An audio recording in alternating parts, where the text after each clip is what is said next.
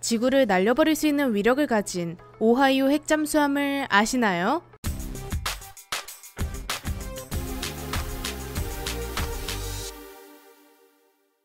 안녕하세요, 지식스토리입니다. 이번에는 미국이 갖고 있는 세계에서 가장 무서운 원자력 잠수함에 대해 알아볼 텐데요. 세계에 정말 많은 무기들이 냉전 시대에 탄생했습니다. 물론 그 이전의 전쟁에서도 엄청난 무기들을 쏟아냈지만 세계의 슈퍼파워인 미국과 소련이 군비 경쟁을 벌인 것 또한 세상에 미친 무기들이 나오는데 일조하게 되었습니다. 이런 미친 무기들 중에서 꽤 많은 녀석들은 어떻게 하면 상대방에게 핵폭탄을 잘 보낼까를 고민하여 탄생하게 된 무기들인데요.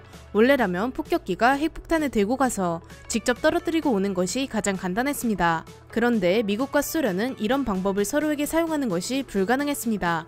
일본과 같은 경우 미국에 의해 제공권이 완벽하게 장악당했기 때문에 B-29가 날아가서 핵폭탄을 투하할 수 있었습니다.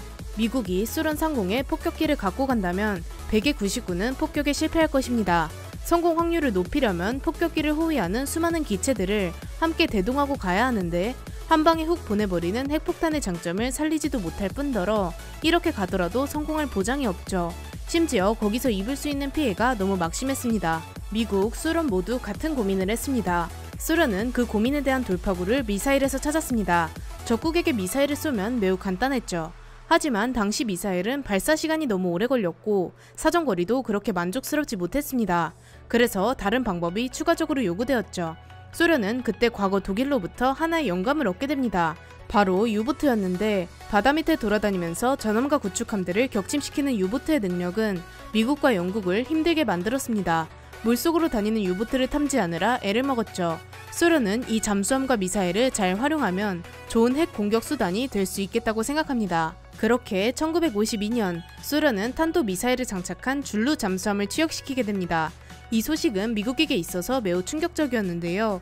잘 보이지도 않는 소련의 잠수함이 바다 어딘가에 숨어있다 핵 미사일을 날릴 수도 있는 상황이었으니 말이죠. 따라서 미국도 이에 맞서 발빠르게 핵미사일을 실은 잠수함을 개발합니다. 1955년 기존의 잠수함을 개량해 레귤러스 핵 순항 미사일을 탑재한 잠수함을 부랴부랴 실전 배치하게 되었죠. 하지만 이는 순항 미사일로 소련의 탄도 미사일에 비해 훨씬 느리고 요격당하기가 쉬웠습니다. 이렇게 서로서로 몰래 숨어서 핵 미사일을 쏘는 잠수함 개발에 열을 올리고 있었습니다.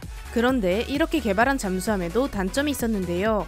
미사일을 쏘기 위해서는 수면 밖으로 나와야만 한다는 것입니다. 그렇게 된다면 잠수함의 위치가 노출되기에 핵미사일을 쏘기 전에 들켜버리게 됩니다. 물 밖으로 나오자마자 바로 발사되는 것이 아닌 물 밖에 나와서 미사일 발사관을 열고 발사하려면 시간이 꽤나 걸리는 것이 큰 문제였습니다. 미국은 이 문제를 해결하고자 고민하게 되죠. 이에 대한 해결책으로 수중에서 발사가 가능한 미사일과 그를 싣고 다니는 잠수함을 개발하고자 했습니다. 그렇게 기존에 건조 중이던 원자력 잠수함을 개조해 새로 개발하는 수중 발사 탄도 미사일을 탑재할 수 있도록 바꿔 1959년 조지 워싱턴급 잠수함이 탄생하게 됩니다. 조지 워싱턴급 잠수함은 비행기와 같은 원리로 날아가는 기존의 순항 미사일에서 훨씬 빠르고 강력한 탄도 미사일로 교체되었습니다. 게다가 소련도 하지 못하는 수중 발사 시스템을 적용시켰죠. 덕분에 굳이 물 밖으로 나오지 않더라도 소련을 향해 탄도 미사일을 발사할 수 있었습니다. 여기에는 총 16개의 핵탄두가 들어있었는데요.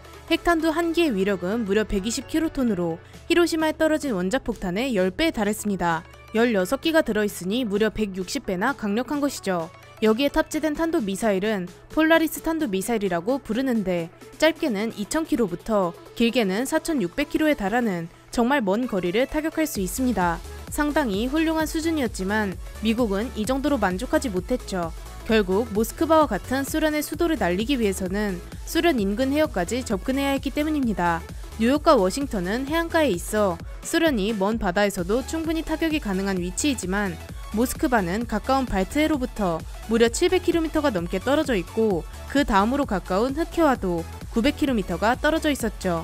물론 흑해는 완전한 소련의 해군 요새라서 어차피 들어가는 것이 거의 불가능하지만요. 모스크바만 이 정도이지 완전 내륙에 있는 소련의 전략적인 시설까지는 정말 멀었습니다. 그래서 짧은 버전의 탄도미사일을 발사하기 위해서는 소련 근처의 바다에서 발사할 수밖에 없는 것입니다. 소련 근처 해역에서 미사일을 발사하면 소련 해군에 의해 발각당할 위험도 있고 그렇게 먼 지역까지 작전에 나갔다가 갑자기 소련이 핵 공격을 한다면 빠르게 핵 보복 공격을 할 수 없기에 매우 불리했죠. 게다가 1970년대부터 소련이 핵 전력을 증강시키면서 자칫하면 핵폭탄으로 미국에게 선제 공격도 가능하겠다는 움직임이 보였습니다. 미국은 이런 소련의 노골적인 위협 행위에 대해 조지 워싱턴 잠수함 정도로는 상대하기 힘들겠다고 판단했고, 조지 워싱턴과는 비교도 못할 정도의 잠수함을 개발하기 시작합니다. 그렇게 1981년 미국은 세계에서 가장 강력한 원자력 잠수함을 개발해내게 됩니다. 그 이름은 바로 오하이오급 전략핵 잠수함이었죠. 오하이오급은 전장이 무려 170m에 달하며 잠수했을 때의 배수량인 수중 배수량은 18,450톤입니다.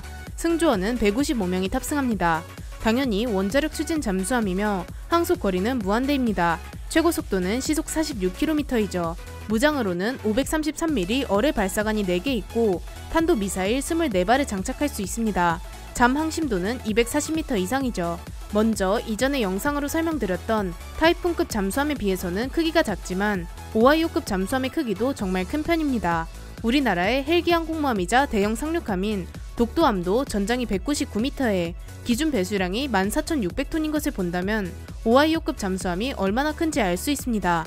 이렇게 큰 잠수함의 크기 덕분에 엄청나게 많은 미사일을 실을 수 있는데요. 무려 24발에 달하는 트라이던트 미사일이 실립니다.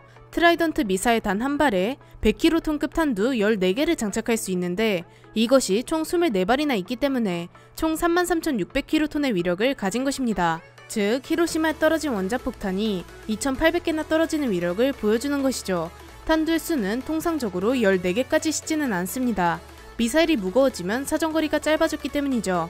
보통 100kg급 탄두는 6개 정도만 장착하는데요. 사정거리를 최대로 늘린다면 11,300km까지 가능하고 기본적으로 7,400km 정도는 날아갔습니다. 이 정도면 대서양 어디에 있든지 상관없이 소련이 핵 공격을 감행하면 24발의 핵 미사일을 모스크바를 비롯한 소련의 전략적 요충지에 타격이 가능했죠. 심지어 미국 앞바다에 정박하고 있다가 소련을 타격할 수 있는 정도였습니다. 소련 영토 내의 모든 지역이 사정거리 안에 들어온 것이었죠. 소련뿐만이 아니었습니다. 지구에 있다면 모든 곳이 타격 범위 안에 들어왔죠.